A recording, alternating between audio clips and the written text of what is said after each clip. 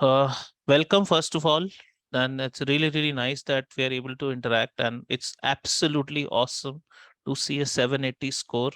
And quite a few we have seen in the past, but it's really great to see that you joined the course on 9th of June as per our records.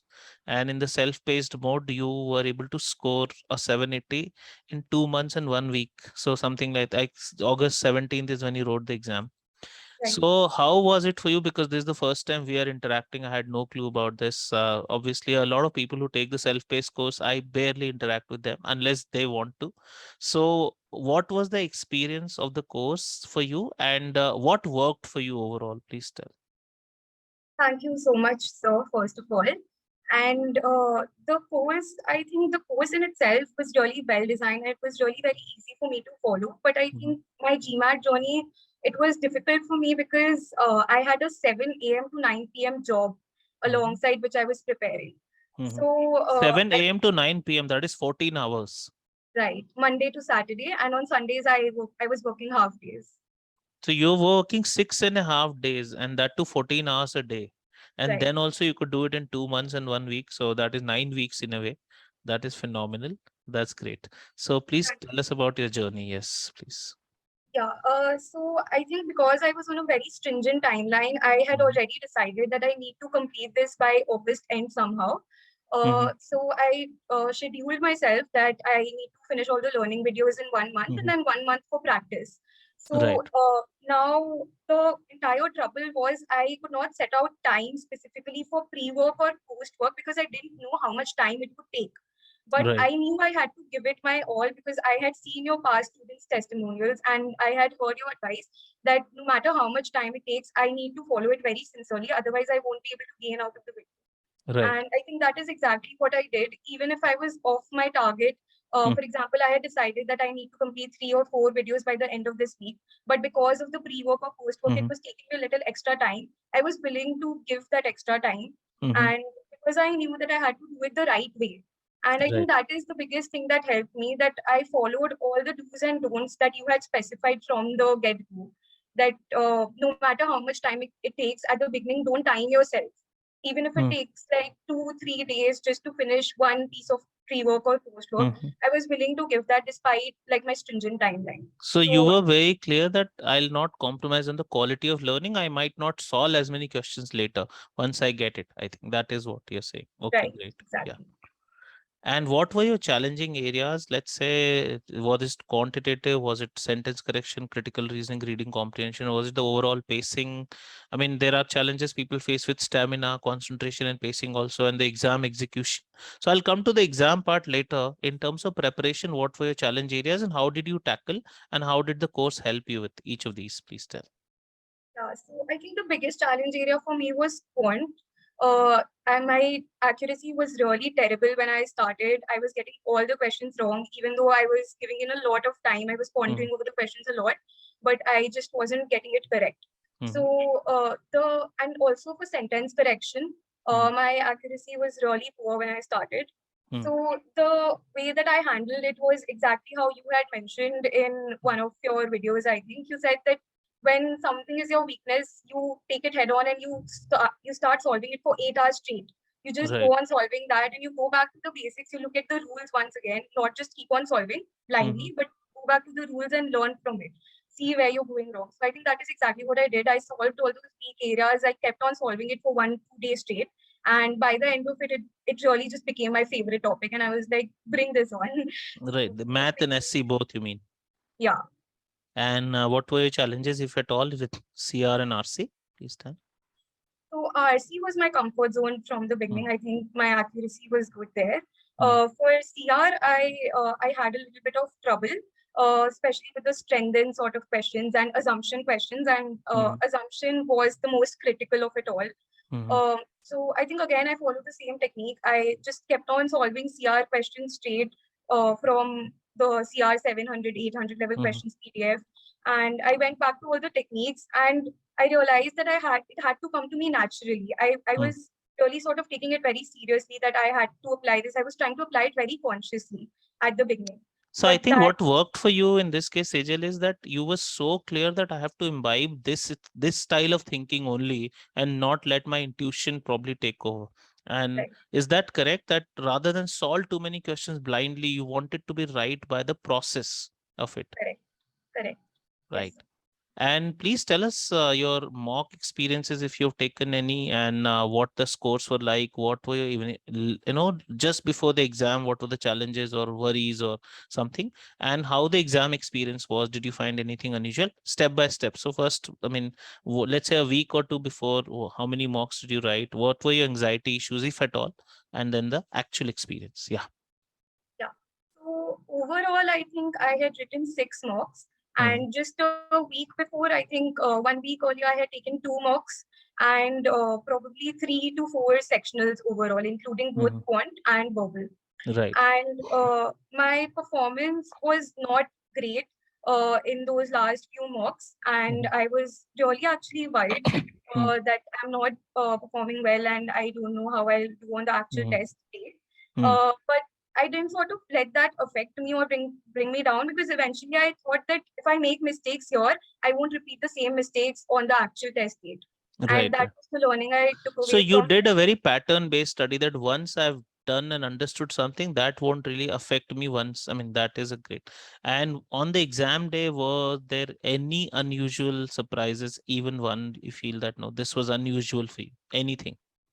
Definitely not. It all just came very naturally to me and it went by so smoothly. And at one point during the quant section, I actually felt that why are they throwing such easy questions at me? Am I really performing that badly?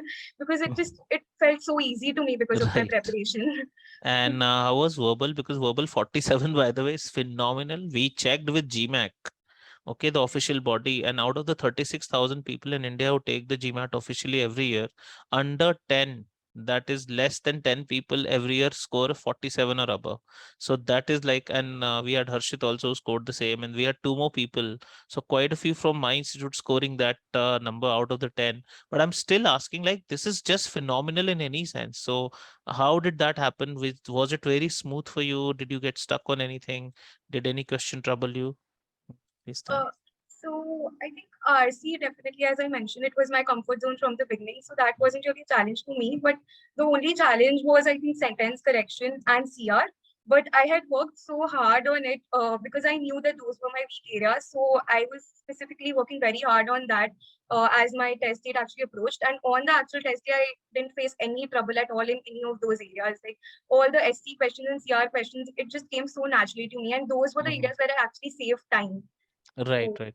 Also, a couple of things. When you, let's say, go for the exam, there can be some sort of anxiety or something. Was that at all the case? I mean, even before leading up to the exam, or was it like not at all there? Because it's very human for us to have that kind of jitters. So was it there in your case? yeah, definitely it was there in my case. So my exam was scheduled for 2 p.m. And when I woke up in the morning, I was very, very anxious and very stressed. But Hmm. I really sort of consciously got myself into that calm mindset. I knew that was very important. And I just decided that I will give in my best and I will fight till the very last question, no matter how I'm Hmm. performing throughout. But I just have to give in my best at that particular moment. Hmm. And at that particular moment, I decided that I will just focus on the question thrown at me at my screen, and I will just mute out Wow, all the that's other great. thoughts. That's great to hear because that's the attitude we generally instill. Maybe one of the teachers from my institute also said the same thing to you, something very similar that it's about one question at a time and that's it. Also, one important thing that maybe everyone would like to ask you as well, when you had a 14-hour working day, how much did you actually study and did you really study every single day? Like, what did you do? And like, how much time could you take out after a 14-hour working day? I'm sure everybody has that question. So please tell. Yeah. So when I took the course, I was very clearly told that I need to put in at least 2.5 to 3 hours every day. And I had seen a past student's testimonial. He said that just giving 7 to 8 hours on the weekend when you're free and not doing anything the entire week, that is not going to help. You need to be very consistent in your preparation. So I was Hmm. mentally prepared for that when I actually took up the course. So I started my day at 5 a.m. and from Hmm. 5 a.m. to say 6:30 or 7, those Hmm. 2 hours I was studying for my GMAT. Hmm. And after that, I began work. Then once I ended my day at 9 p.m., then again I took a 1 hour break. And from 10 p.m. to 12 a.m. again, I used to study. And Wow. obviously, it was really challenging. And there were a few days where I couldn't hit the mark. I really wasn't in a state to study after working for so long. So, but I sort of made up for it on the other days. I overcompensated, say, on Sundays or something. But I was consistent throughout. I mean, even for like 1 or 2 days, if I was missing, I made sure to make up for it the next. I mean, this is unbelievable because it doesn't happen usually in the amount of time that you've taken, only that much time. And right from the beginning, let's say this was a very clear focus because you were wanting probably ISB, YLP, or some other deadlines to meet.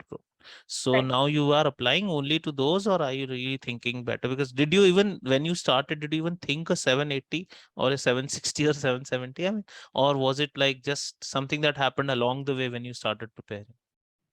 So when I started, I think I had that 760 target in my head just because of your course. I mean, I knew that probably something like a 700 plus would be enough for the school that I was aiming at. But because you had said it consistently that no, 760 is the target and you have to Mm. aim for that. So that is what I got into my head. And that was Mhm. the only thing that I was aiming throughout my preparation. I wasn't happy with anything below that. Did So you refer to any other content at all, Sejal? Anything at all? Like even one nothing at word? all. Nothing. Nothing at all. Right. And I mean, you didn't have the time to study what we gave you, in fact, so that wouldn't Correct. have happened. Correct. Any advice you would have for people who are preparing right now that, now that being on the other side, suddenly everything falls in place and you can say that, oh, these are the 4, 5 things you should do or shouldn't do. What would you say? Please tell.